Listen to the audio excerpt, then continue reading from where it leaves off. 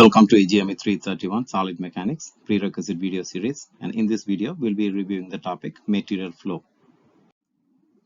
So most solids initially deform elastically. So that means they return to its original shape when the load is removed. However, we have two different kinds of materials. We have the brittle materials and the ductile materials.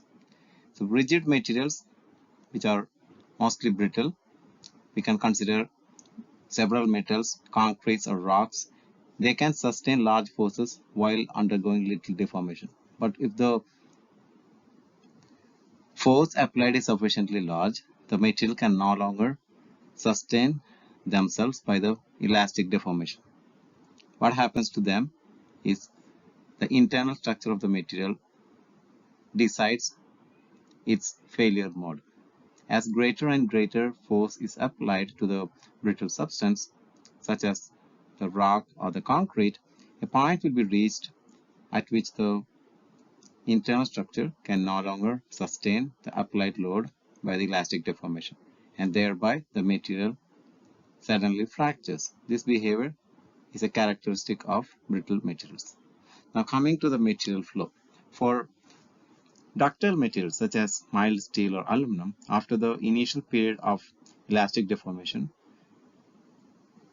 that means when the limit of elasticity is reached, the material, instead of fracturing, it accommodates itself to the applied force by rearranging its internal structure.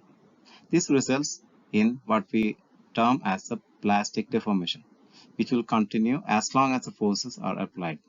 The material gives the impression of flowing under the applied load, and this flow is plastic since if the load is removed, the specimen retains its deformation. That means it doesn't come back to its original shape fully.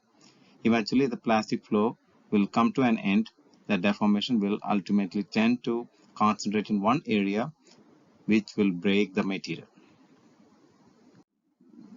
The ability of the ductile materials to flow plastically under the load is fundamental to their usefulness in engineering.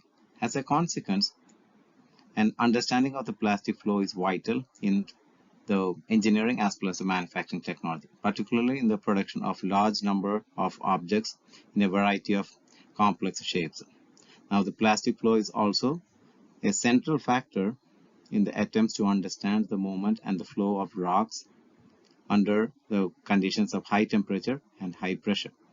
That makes them behave like ductile materials, which means that the brittle materials under a specific operating condition, such as high temperature and high pressure, could behave like a ductile material and tend to flow plastically.